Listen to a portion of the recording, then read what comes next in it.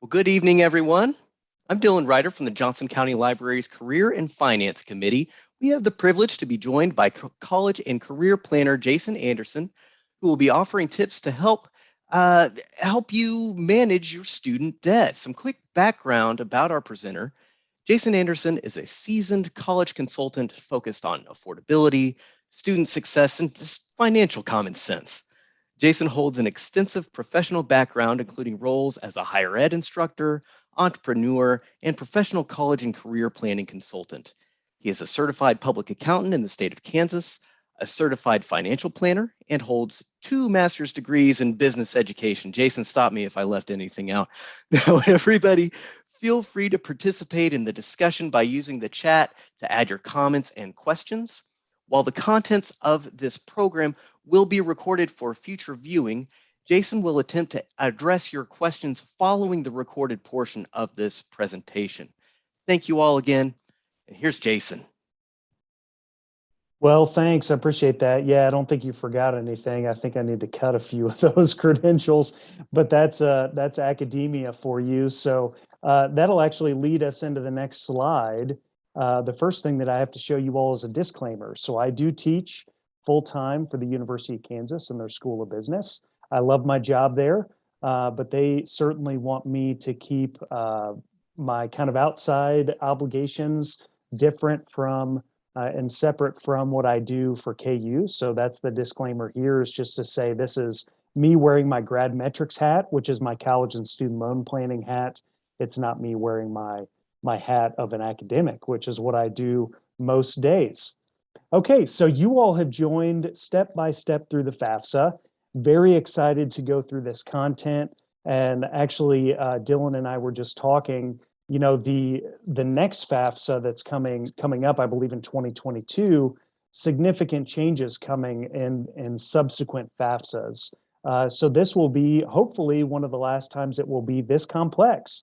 So if you're starting the FAFSA this year, you will in future years be filling out a different and hopefully simplified FAFSA. Now we'll see when that's actually rolled out. There's kind of one date that we think it will be rolled out, but we never quite know when it will actually trickle down. And so we'll see. But hopefully in the future, it will make this presentation a lot less necessary because it will be more intuitive. But we'll see what those questions are. Just because there's less questions doesn't mean there's less complexity. And of course, there's going to be some changes too that will affect other things in addition to what we're seeing here today. But for now, we do know what the FAFSA looks like. We're going to go through it line by line, step by step. And really, we're going to start out just talking financial aid because I get a lot of misconceptions from families out there about what the FAFSA is, what its purpose is. For instance, I hear a lot of families that say, oh, Jason, I'm not going to fill out the FAFSA. We're not going to get anything from the FAFSA. And that's actually pretty common. We're in Johnson County Public Library. And so I get a lot of folks that say that around here that say, nah, we're not going to fill it out. Well, that's a huge mistake. And I can guarantee you can make $1 million a year and you will still get something from the FAFSA. It's called an unsubsidized student loan in the student's name at a very good market interest rate. And so that's a good thing and something that you certainly want to have to kind of supplement what you might be paying for college with. Then we're going to go what you want from this presentation. We're going to go line by line through the FAFSA. I'm going to show you how to log in, how to go through each of the sections all the way to sign and submit. Then we're even going to go beyond that and look at something called the student aid report so that you can confirm that what you've entered is actually what reflects your situation. And then we're going to do a couple other things just to give you all some tips and tricks throughout this process. So again, if you have questions as we go along, please put them in the chat box. Definitely want to answer those at the end of this presentation and get all those questions answered. You'll also have my contact information at the end of this slide deck. And that's another good way to get a hold of me if you have one-on-one questions that you don't want to share in a big group like this. So Financial Aid 101.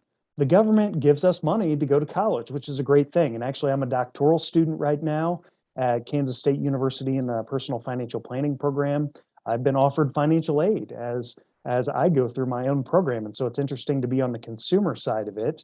But what is offered? Again, we have to fill out the FAFSA to get financial aid from the government. And in order to do that, we have to know what we're going to get and if it's going to be worthwhile. Again, I'm biased. I think it will be, but you might get free money, otherwise known as grants. So this is like the Pell Grant, if you've ever heard about it, or the Teach Grant for teachers. We've even got some more that are in there at the federal and state level. You can also get scholarships. Now, this is confusing to some people, like what's the difference between grants and scholarships? Well, the federal government's going to give you grants, right? Federal and even the state government potentially going to give you money that doesn't have to be paid back. But when it comes to scholarships, these are primarily coming from the institution itself.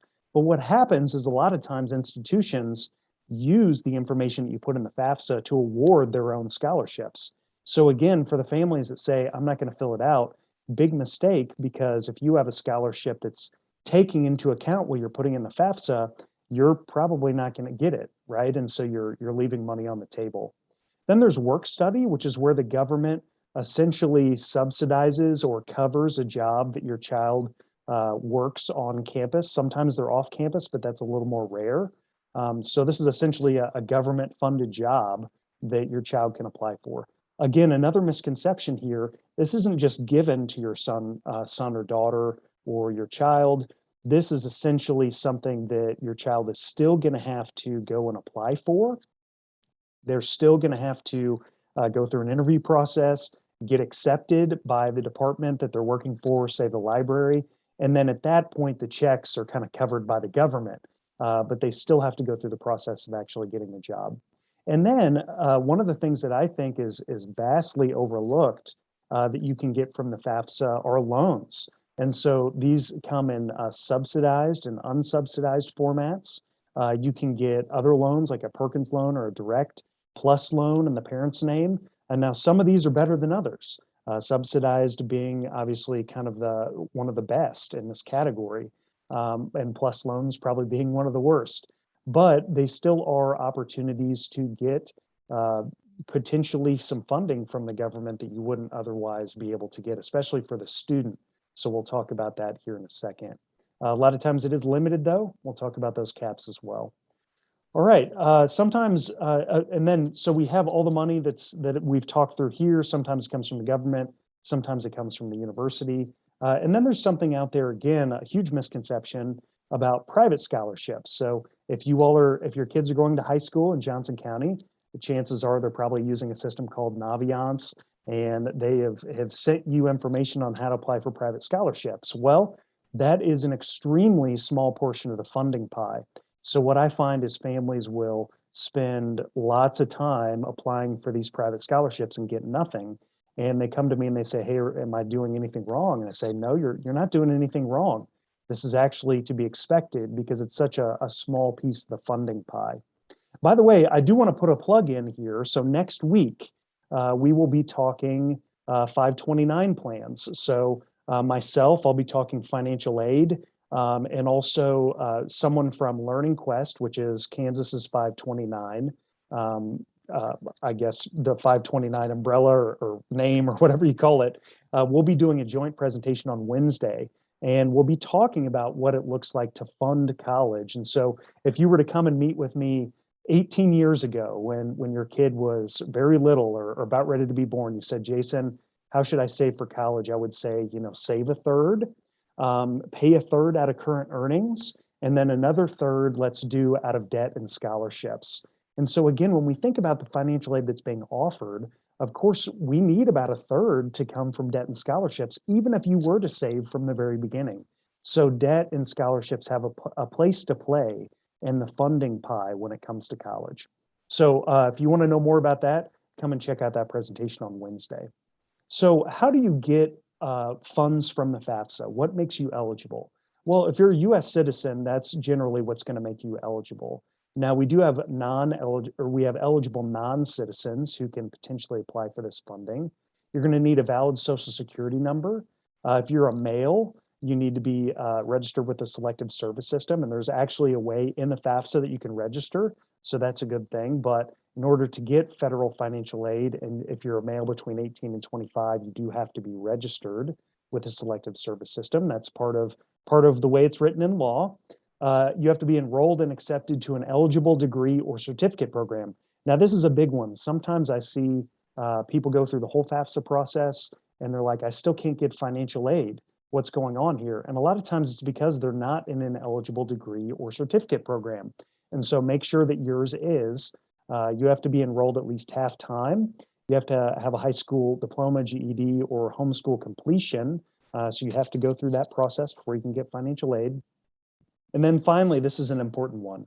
So maybe something to scare your students or your children with, but let them know, because this is important, that they have to make satisfactory academic progress towards their degree, or they might, oh, excuse me, I just hit my computer, or they may not be eligible to continue to receive financial aid. So think about this horror story, right? You go to an expensive school, you've got funding enough to make it work, but by second, third year, your student is not making satisfactory academic progress. The next thing you know, they strip some of that funding and you're no longer able to afford the school. They have to drop out. We don't want that to happen. So how do you maintain satisfactory academic progress? Well, it's defined by the school that you go to. So there is some ambiguity, but generally speaking, it's making satisfactory, timely progress towards the degree. So you're making it through the program quick enough, and you have a good enough GPA that is considered satisfactory to the school. So academic completion and progress and GPA, all that good stuff matters a lot when it comes to financial aid, and you can be disqualified based on those factors. How much can you get? So if we talk about a Pell Grant, which is free money, could be up to $6,495. This went up about $400 since the last time I gave this presentation. Federal Supplemental Educational Opportunity Grant, $4,000. Teach Grant up to $4,000. Iraq and Afghanistan Service Grant, same as the Pell Grant. Direct subsidized loans, you can get up to $5,500. We'll talk about what it looks like year to year. Direct unsubsidized loans, you can get up to $20,500. And then direct plus loans are kind of an interesting animal, okay? So how these and direct plus loans go in the name of the parents, okay? Whereas direct subsidized and unsubsidized loans, those two that we just talked about, are going to go in the name of the student. So what happens is your student is capped at the amount of debt that they can take out from the FAFSA. And that's actually, so it's $5,500 the first year. So first year they go to school, second year it's $6,500. Subsequent years it's $7,500. So if you're doing the math on that, the first 4 years it would be $27,000. They may get a little bit more than that, but that's generally what the student, if they're a dependent student, meaning that they're dependent on the parents to help them pay for school, then $27,000 is about all they can take out, which is not a ton, but still a decent amount, okay? Now, Parent Plus loans, though, what happens is the full cost of attendance of the school, so let's say room and board, tuition, books and fees, transportation, personal expenses, all that together, if you're all the aid that the student is offered and that full cost of attendance, if there's a gap there, and then what the government thinks that you should be able to pay towards college, you might be offered as a parent something called a Parent Plus loan. These are higher interest rates, and they have higher fees, but you could potentially take it out to help fund your child's college as well. And they go in your name. They do require a little bit of a credit check as well. So that's another option for funding, but again, you can't get it unless you fill out the FAFSA. Okay, so that's just a general overview of financial aid. I can tell you I do hour and a half presentations on financial aid, so that's very basic in terms of coverage, but that'll at least get us to where we need to go. So the FAFSA. FAFSA stands for the Free Application for Federal Student Aid, okay? Free is the main term here. If you find yourself on a website that purports to be the FAFSA, and you're asked to pay for it, you are on the wrong site, which is why I've given you the links here. It is free. You shouldn't have to pay for it at all. And so it's FAFSA.gov, which sends you to this other link that I've noted here, but just go to FAFSA.gov, you'll get to the right place. By the way, the other important portion of the free application for federal student aid is the word federal. And so this is not for state aid per se. Now, some states use the FAFSA to dole out their state aid and some do not. And so you may have to, depending on if you're in Kansas or if you're in Missouri, essentially go to your state's application and apply there. But if you actually download, if you're curious about this, if you download the PDF version of the FAFSA, one of the pages in the PDF talks about each state and what the requirements are. So that's something you might want to check out. Okay, by the way, the FAFSA opens October 1 each year. And so for your child's senior year, you will start filling this out October 1. And I have a lot of parents that say, Jason, should I fill it out immediately at 12:01 on October 1 and get it submitted as quickly as possible? I don't think it's that that urgent. Okay, it's not like daycare in Johnson County. Okay, you don't have to get your tent, you don't have to camp out to get on the wait list. What you should do instead is fill it out soon, and sooner rather than later, because some of these funds are first come, first serve. And so if you're getting things from the state or even some federal funding, it can run out. Okay. But other pieces of the FAFSA are entitlement, meaning that basically everybody's going to get it. And so it just depends on what type of aid you're being awarded. So the tax information that you're going to use on the FAFSA is from 2 years prior. Okay.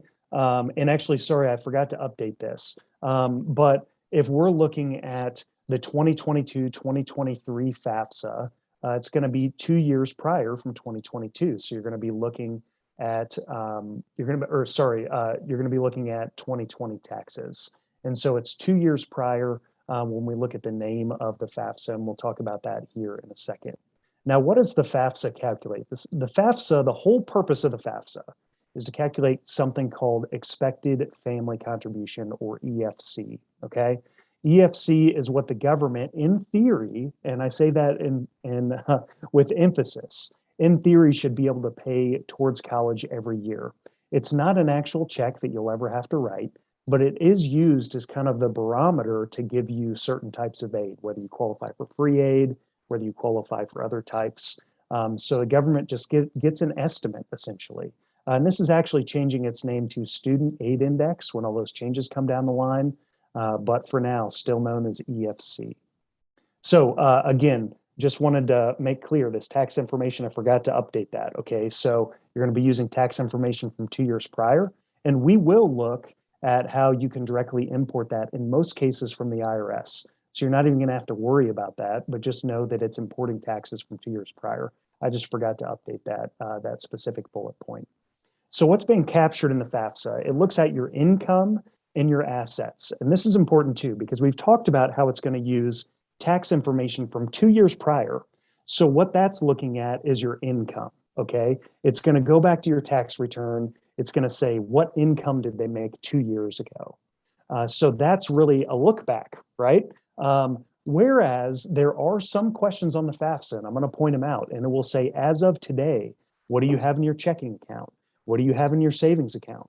What's the value of your investments? Certain ones are qualified, certain ones are not. Well, I shouldn't say qualified. That's a bad term to use when I talk about investments. Certain ones are actually taken into account in the FAFSA and certain ones are not.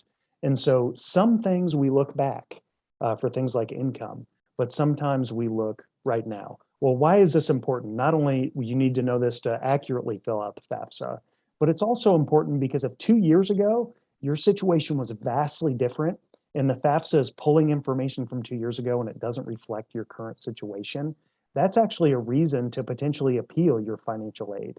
And so if that's a situation you find yourself in, please email me and we can have a longer discussion about what that might look like. So in order to get into the FAFSA, you need a key, okay? Just like we open doors, we need a key. You need a key to get into FAFSA. And what is that key? The key is the FSA ID. And so you're going to need this for the student.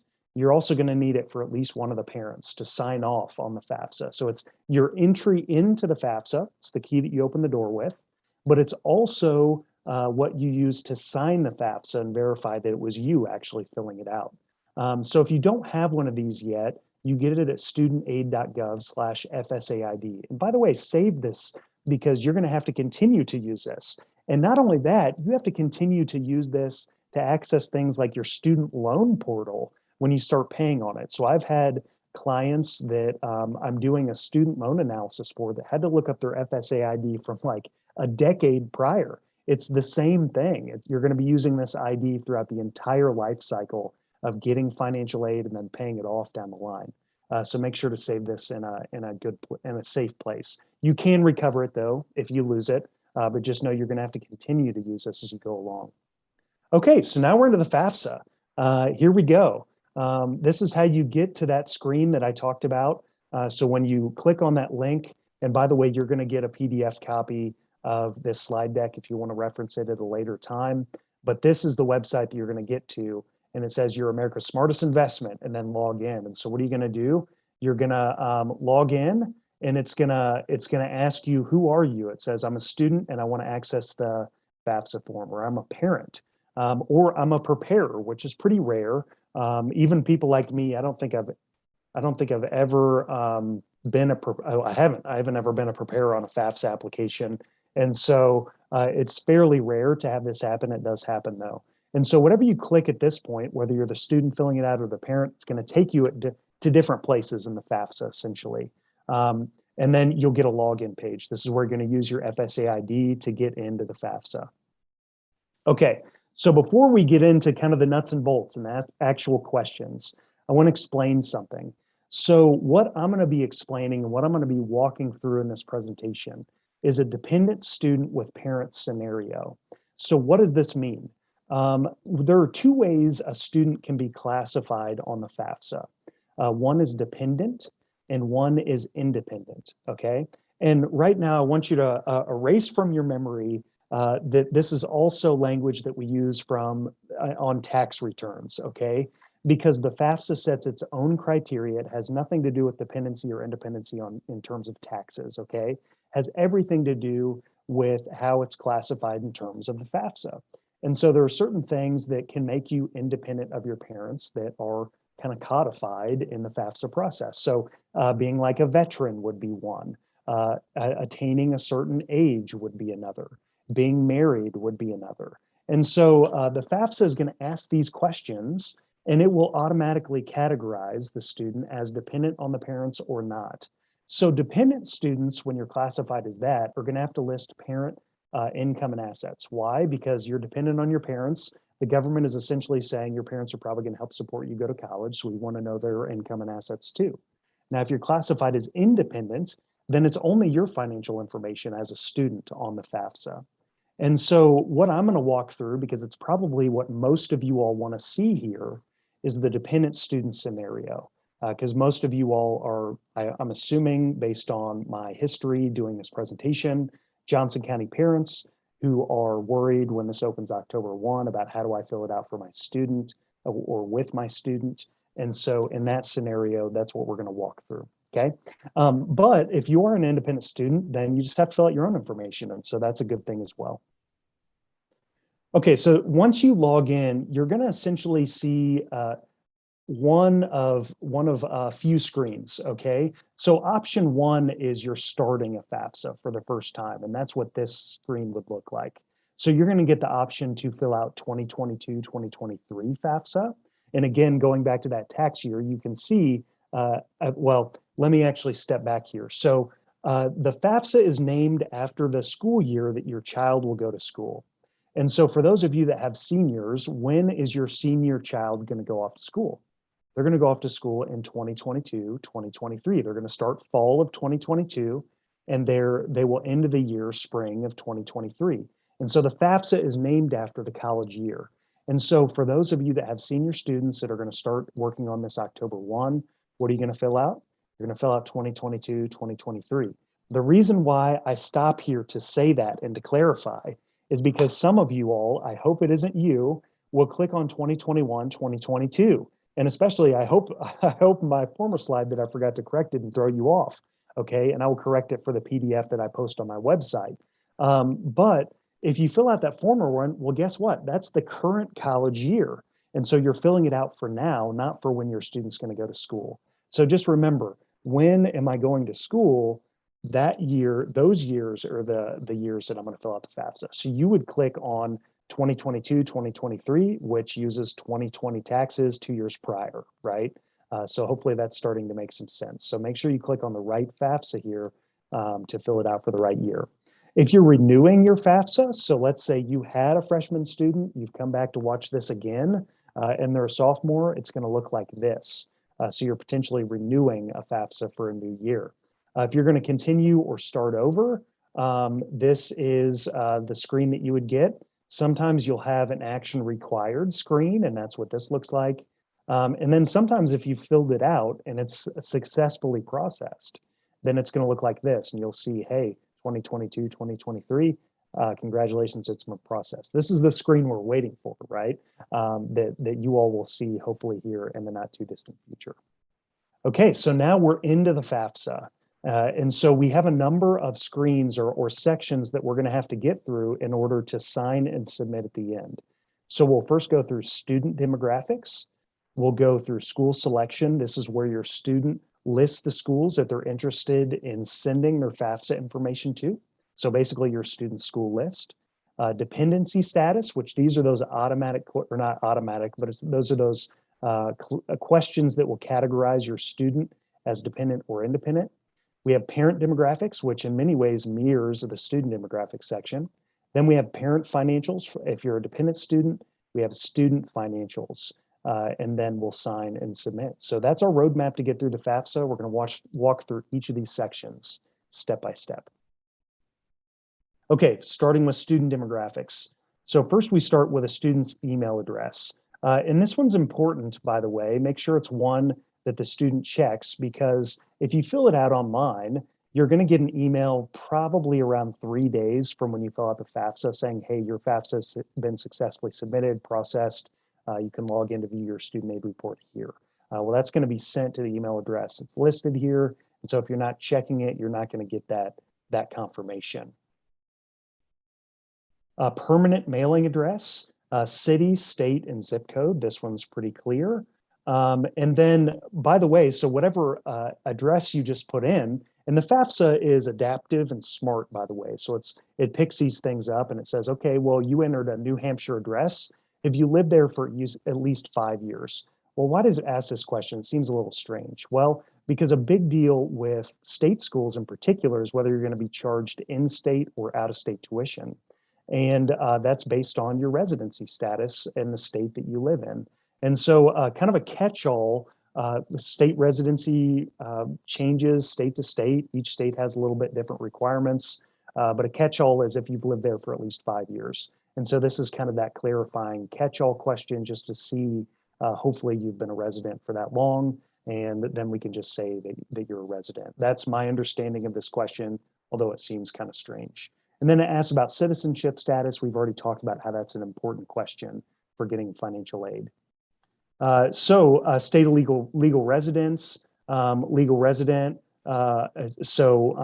Residency status, Alaska state residency status, U.S. citizen, et cetera. So it's going to continue down that line of residency. Okay, then again, all of these things we've talked about as being qualifiers to get financial aid. We have the student education section. So you're going to have to put, hey, did I get a high school diploma, right? Because that's one of the things that we need, or an equivalent of that to get federal financial aid. Then the second one, if you've kind of droned out or if you've zoned out as I've been droning on, this is one that I want you to pay attention to. So it says, what college degree or certificate will you be working on when you begin the 2022-2023 school year? I want you to know that these are important questions as you go through, because a bachelor's degree is that initial degree. If you're selecting that has implications for financial aid, and so make sure you select the right one. This one is also really important too, where it says what college grade level will you be when you begin the 2022-2023 school year. Where I see families screw up here is they say, oh, well, my kid has taken all of these dual credit courses, so they're going to be a sophomore. Well, no. In that instance, they're going to be a first-year freshman, okay? Even with all those credits that they're bringing in, you need to select that they're a first-year freshman because they are coming in as their first year. So make sure you don't mess that up because of dual credit or what have you. And then interested in work study, I generally just tell people to say yes. You don't have to accept this even if you do qualify, but if you put no, it just doesn't make sense to not say yes, in my opinion. at this point in the process. And then we talked about selective service. And so when you say mail, if you say mail, it will say, are you registered in the selective service system? Again, this is kind of that logic that's built into the form. And you do have to be registered if you want to get, if you want to get financial aid. Then we have student driver's license. This isn't required, so you don't have to put it if you don't want to. And then foster care and parent education completion. And it's my understanding that these last two questions are just for statistical purposes. It's not going to affect your students' financial aid.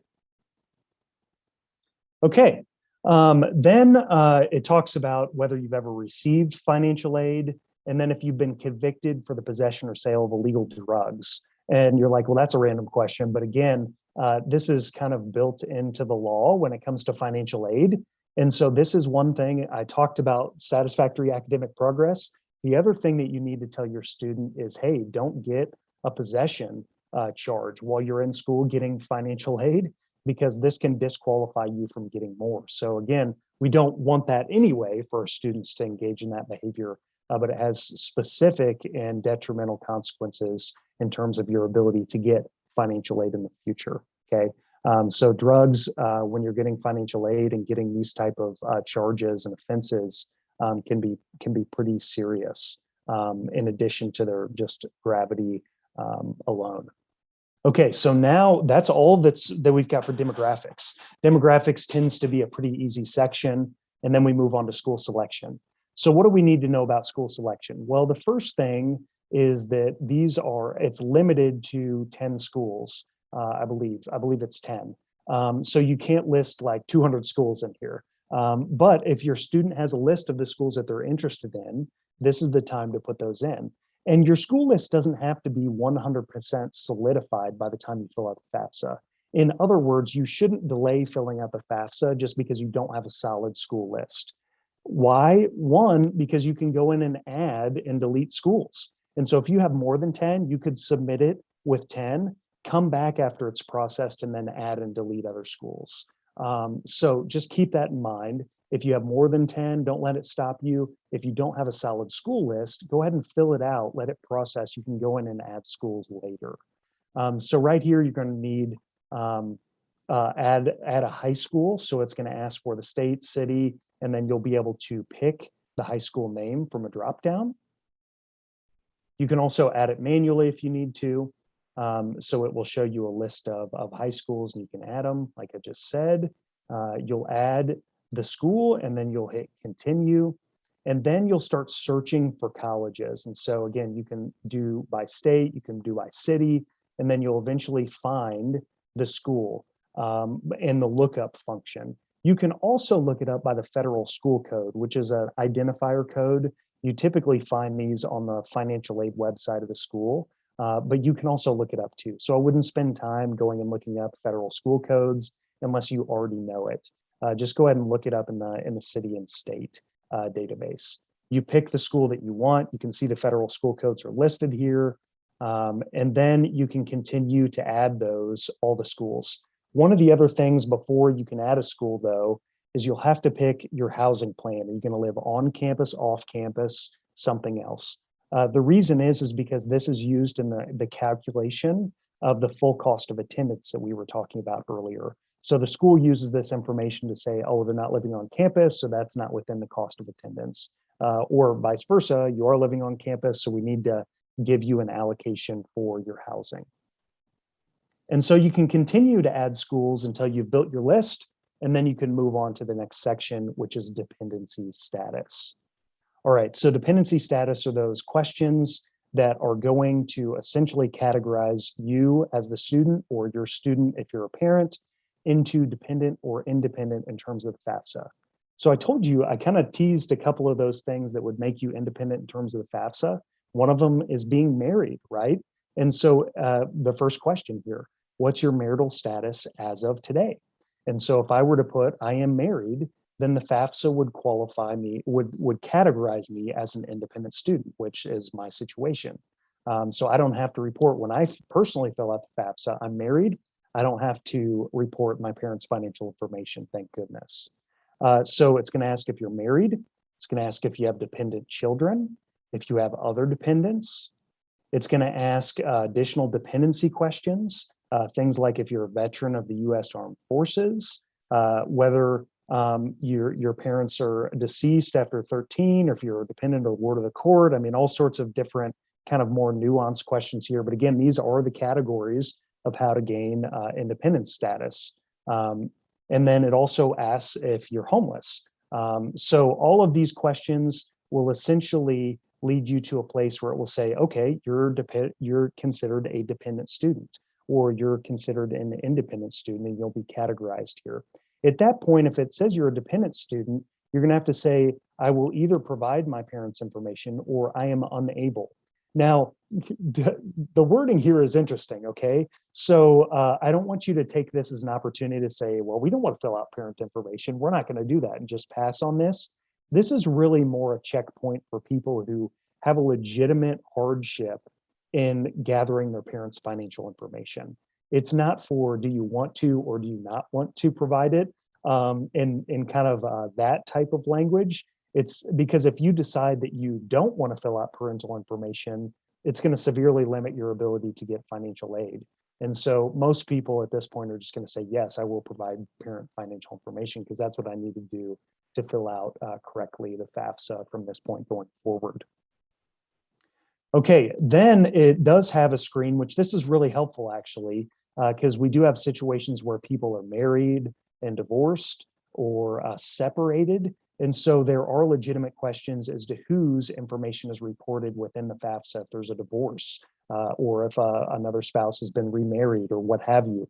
And so this is actually a screen that's been added in recently to give some guidance in those scenarios, which is really helpful. This also shows me that the Department of Ed is paying attention to those pain points that you're feeling in the FAFSA and trying to work through those situations with you. So you will enter your married situation. We're now in parent demographics, your married status and when you were married or remarried. Then you'll go into social security number, parent's last name, and something very strange. I've never figured this out. I don't know why they do it this way. But if you'll notice, the student was asked to put first name, last name. Here, it just says last name, first initial. And so you just put your first initial here. I don't know why, but it is the way that it asks you to fill it out. Parent's date of birth, parent's email address. Then we have the other parent. So this social security number, first name, or last name, first initial, date of birth, parents' legal state of legal residence. And it's also going to ask the 5-year question here. And then it's going to ask the parents, this is a screen that's different for parents. It's going to ask you some information on dependents. And then it's also going to ask you information on who's in college. So any other dependent children that you have, any dependents that your parents have, and then number in college right here. And it will auto-calculate your household size based on the information that you've given.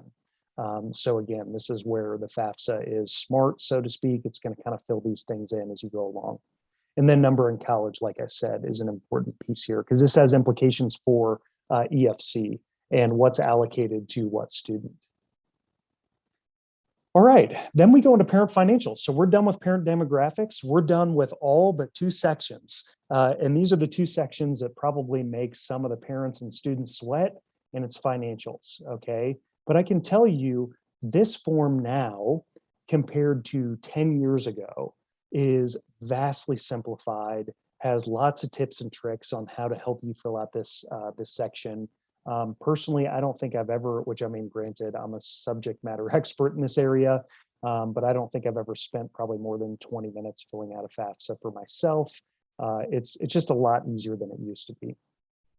So the first thing that you have to say is your tax filing status. And this has implications for where to find some of this information, but it also has implications as to whether you qualify for the IRS data retrieval tool. And this is probably the one tool that makes the FAFSA way easier to fill out than it used to be. So if you qualify, if you have a certain marital status or a certain tax status, and you filled out your taxes, you can actually import this information directly from the IRS. And so that's what this is here. Say, hey, I've already completed my taxes, I filled out this type of tax form, and I'm married filing joint. If you qualify for the IRS data retrieval tool, it will tell you here, and you can say, okay, I'm going to proceed to the IRS. When you do that, you'll continue through a series of screens. You will log back in with your FSA credentials, FSA ID, and then you confirm a piece of your tax return. So it says, what was your parents' adjusted gross income for 2020? And you would enter that here. Or no, sorry. No, I just went ahead too far. Sorry. When you do the IRS data retrieval tool, it's going to ask you to confirm some information, and then you can import your information directly from the IRS. I just want to screen ahead. So scratch what I just said. But this is how you would get that information from the IRS, pull it over, and then it would be imported in the FAFSA. Now, when it's imported in the FAFSA, sometimes it will gray out what you used to have coming forward in the application. So let's say your adjusted gross income or whatever, you might be entering those manually. Well, when you actually import from the IRS data retrieval tool, some of those boxes will be grayed out when they're imported. So it's not as editable, but again, it is very convenient. Okay, so sometimes we don't qualify for the IRS data retrieval tool, or some people just don't feel, and by the way, even if you fill out the IRS data retrieval tool, you're not done at this point. You do still have to fill out certain boxes. It just pre-populates some of them. So sometimes we have to go more manually throughout the process and enter in more information. So like here, what's parents' adjusted gross income? And by the way, it will give guidance right here on where to find it on your tax return. So if you do have to go and find this information, the FAFSA does help you do some of those things. The other thing that I want to say is these little question mark icons are your friend, okay? Especially in the financial section, if you get caught on a question, you're like, I don't get this. Of course, you could pick up the phone and call me or send me an email or call the hotline for the FAFSA. There's a number of places where you can go and look for help. But a lot of times, if you just click on this icon, it will give you guidance on what exactly you need to do. This is really helpful, for instance, like when we ask about investments down the line, it gives you very detailed guidance on what's included and what's not. So always check these helper icons if you get confused throughout the process. It's going to ask about parent income from work. And sometimes this does need to be split between the two. And so this is an area where it can be a little more complicated. Now, if you're W-2'd income or what have you, it may not be as complicated, but sometimes I do see families that have significant like side businesses or incomes coming in from various places. And so this may be something you want to work with your CPA on to kind of parse out the income between the two spouses. That can be a problematic area for some. And then parent questions continue. And so we have a number of questions that are more niche, okay? They're things like, have you gotten combat pay? Or, should you, there's questions here about warrant officers and enlisted persons. There's questions about the American Opportunity Tax Credit and the Lifetime Learning Credit, which might be applicable to you if you're filling this out sophomore, junior, senior year. There's IRA rollovers is a piece of this. And you're like, well, what are all these nuanced questions? Well, a lot of these are about untaxed income. So think about it. The FAFSA is getting your tax information from 2 years prior. And so it's pulling that over. Well, what's not included in that information is untaxed income because by definition, it's untaxed, right? And so the government is essentially trying to look through some things that might have not been captured at this point. So it's got things on like SEP and simple IRAs and tax-exempt interest income may be applicable to you. So more nuanced questions there that you'll have to look through and see if they apply to your specific situation. Here we continue with some of those questions like child support, cooperative education programs, need-based employment programs, etc. Okay, now we get to the question that really starts parents' hearts to flutter a little bit quicker, and it's assets. Now, remember I told you at the beginning of this presentation that the FAFSA looks at income from 2 years prior, but it looks at assets as of today. And so these are some of those, at least for the parents, the as of today questions, where it says, as of today, what's your balance in cash, savings, and checking accounts? And so you will log into your banking app, your credit union app, and say, this is what I have in my savings accounts. Then it says, what is, as of today, what is the net worth of your parents' investments, including real estate? And then the final question is, what's the net worth of your parents' current businesses or investment farms?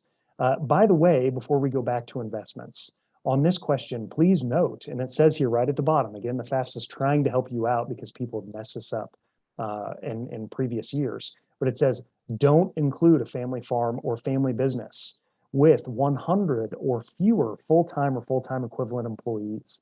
So we just knocked out a large swath of businesses that wouldn't fit that criteria. So keep that in mind. If you do own a business, chances are you may or may not qualify under this definition. And so just keep that in mind. There is a qualifier here. All right, so let's go back to investments. All right, so I told you one of the main things here that we need to be concerned about is what's included in investments and what's not included in investments. Please, if you hear nothing else in this presentation, hear me at this point. So many families screw this one up because they list assets that they shouldn't have. So for instance, like right here, it says, what's the net worth of your parents' investments? And so the kids may be filling it out or you're filling it out, and all of a sudden you list that all your retirement accounts. Well, guess what? You're not supposed to do that, okay? And so you have inflated your assets monumentally compared to what should actually be listed. And so I see people mess up here all the time. So click on these helper icons right here, and it gives you detailed guidance. I've also provided on this slide, which again, verify this on your own, please. But this is kind of a breakdown of the guidance that I put in tabular form. And so on one side, it's included, on another side, it's not included. And so you can see real estate included, rental property with some caveats, trust funds, UGMA, UTMA funds, money market funds, mutual funds, stocks, stock options, et cetera. And by the way, at the end, it says, et cetera. And so there are some probably additional categories that aren't even spelled out here. But on the other end, crucially, this is the side where it says not included. The home in which your parents live, not included.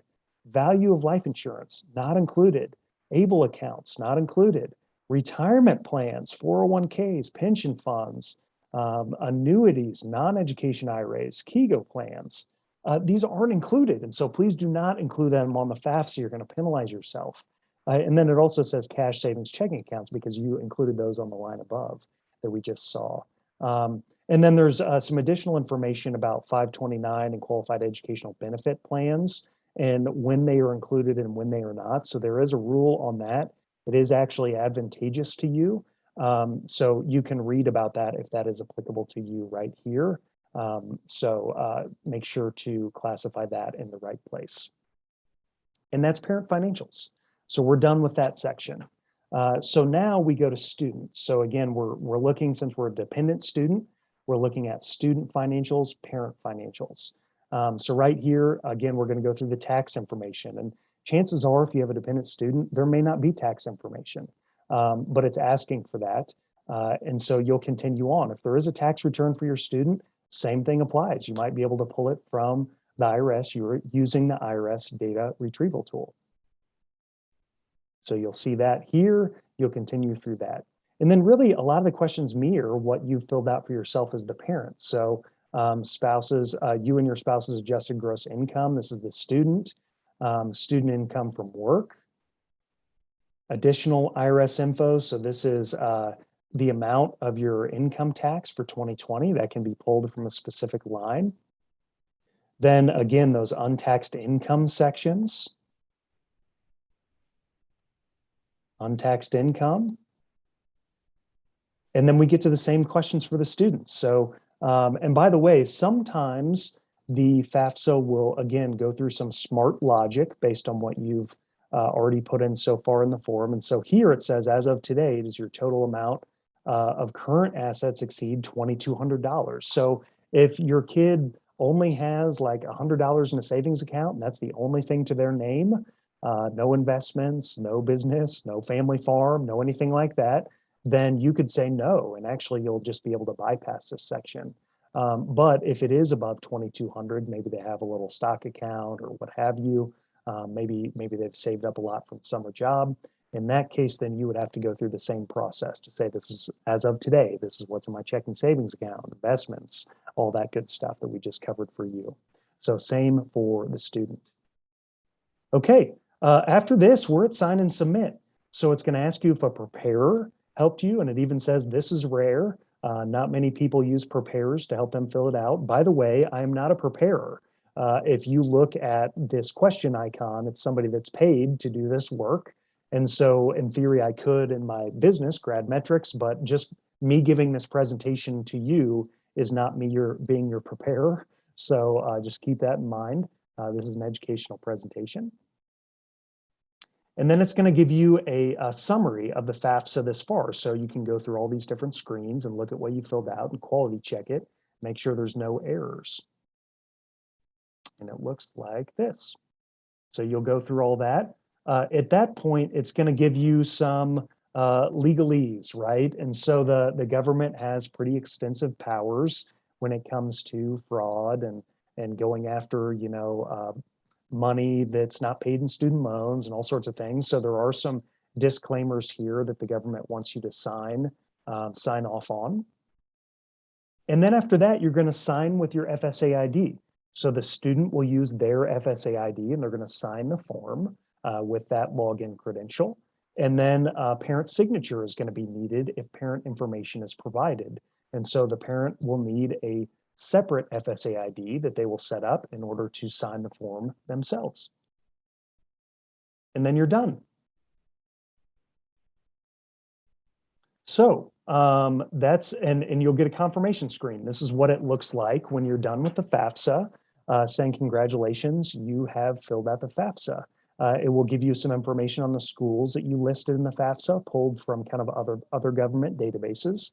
So that can be information, or that can be information that's interesting. I just mashed those two together when I was speaking, but that's generally everything that you have to do in the FAFSA. Okay, so what if you have to go back in and do corrections? Maybe because the financial aid office at your school said, hey, something is messed up here. Maybe you have to go back in and add or delete a school. So how do you go back in and make corrections? Well, if that's the case for you, you would sign back in. And you'll see in that initial screen where it says, hey, it's processed, thanks. Thanks for filling out the FAFSA. If you go down, you can update school information. So again, adding, deleting schools. You can edit the FAFSA form right here, or you can view your student aid report, which we're going to talk about here in a second. So that's how you would do a correction. You would set a save key just to save your work if you wanted to when you did that correction, and then you can go back in and edit the various sections. So that's how you do a FAFSA correction. You end up signing at the end, resubmitting your FAFSA. Okay. Now, what is a student aid report? So I had mentioned that you, most of you on this call, you can fill out a paper FAFSA. Most of you all will be filling it out and submitting it online. So what happens when you, sorry, I was just admitting somebody there. When you fill out the FAFSA and submit it, let's say 2 to 3 days later, generally, you're going to get that email saying, hey, congratulations, your FAFSA is processed. Log in and view your student aid report. Well, what is a student aid report? So if we want to view it, we log back into the FAFSA. Again, one of those options down below was view your student aid report. And what does this do? Well, this gives you your EFC. So if you actually wanted to know what it was, or someone else, hey, what's your EFC? Or somebody needed to know that, it does give you that, and you can look that up, and it's available to you. It gives you your FAFSA answer, so it's kind of like another confirmation sheet. And then it also gives some financial aid history. And so here's what the student aid report looks like. The format is awesome compared to what it used to be. So you can see processing results, you can see FAFSA data, school information, financial aid history, corrections that you've made. So it's a lot more detailed than it used to be. And I can tell you, it used to be that only like professionals could really understand what was being said in the student aid report. and it's become a lot more decipherable over the years. Okay, so what's next? Again, we talked about the email letting you know your application is processed, looking at the student aid report, and then what happens after that? So all the information that you put into the FAFSA gets sent out the same time that you get your student aid report and it's processed and kind of sent back to you. The information is also sent out to schools on your list. And so they go about taking that information and putting together what's known as a financial aid package or a financial aid letter. For seniors, this tends to go out around, let's say, February to May or so. And this is basically everything that's being offered to you by the government and the school itself in terms of financial aid, scholarships, loans. It also has cool information on there like the full cost of attendance. And so this is the only time in the process you'll actually know what it's going to cost to go to the school that your child is wanting to go off towards. So this is an important part of the process. And by the way, you typically only get sent a financial aid letter if you've applied to the school, gone through their financial aid process, filled out the FAFSA, sent it to them. And so you get the financial aid letter kind of at the end of the road.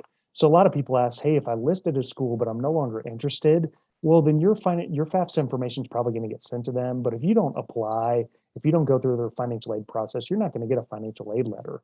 You got to go through the formal process to get admitted and kind of go through their full process. They're just going to use the information that came from the FAFSA to create this financial aid letter. By the way, these tend to be really confusing. I do sit down with a lot of families at this point and say, hey, this is what this means, because there's no standard format. And sometimes there's some jargon that's kind of hard to decipher here. But it's a really important part of the process. All right, that's what I have. So excited to get your all's questions. I see that there's already probably 20 that are listed there, but I think Dylan is probably going to do a pitch for the library here. We're going to cut the recording and then I will get to specific questions. A pitch for the library, he says. So, I mean, what can I say? One thing I can say is thanks, Jason. I know you're a busy person. In addition to your consulting business, you mentioned your doctoral program and everything. So please, everyone, take a quick moment to drop a thank you in the chat to Jason for donating the time to run through this brisk but thorough tour of the FAFSA. So again, thank you very much. And again, for those of you who have questions, please stick around for our Q&A session, which will follow the recorded portion of this program, which will be wrapping up soon. I will say real quick, our next career and finance program is entitled It's Never Too Early to Start Planning for College. That program will take place Wednesday, the 22nd of September. So next Wednesday, 9/22 at 6:30 p.m. And we'll feature Teresa Stewart, a 529 business development consultant, as well as this evening's presenter, Jason Anderson. Jason, before we begin the Q&A, would you like to say a few words about next week's program? Yeah, it's going to be an exciting program. So you're going to get kind of two sides of the coin. My side of the coin will be talking about how to plan for college cost. So we're going to talk about financial aid. We're going to talk about that philosophy I had mentioned earlier about how to kind of think about saving, how to come up with that monthly savings number and work with your professional on how to look at that. And then Teresa is really going to look at the 529 piece. She's the expert in that. And so lots of families have questions about, is a 529 right for me? How do I start? What does this look like? And so she's really going to take it from there and say, this is how that might work. And this is how it might be a good fit for your saving goals. So that's a little bit about that program. Excellent. Well, thank you all once again for attending this program. Thank you, Jason, once again for sharing all this helpful info. This concludes the recorded version of our program. So we hope you enjoyed this presentation. If you're interested in viewing more programs related to career and finance, we have recordings available in several locations: youtube.com/Joco Library. I'll also put that in the chat, as well as the Library on Demand Hub, which can be found via the events page at jocolibrary.org. While you're on our site, Feel free to also check out the research menu to find additional career and finance related resources. Sign up for our monthly career and finance newsletter as well. Also, be sure to follow the library's Facebook page, facebook.com/Joco Library, to receive notifications for additional live online Johnson County Library programming for all ages.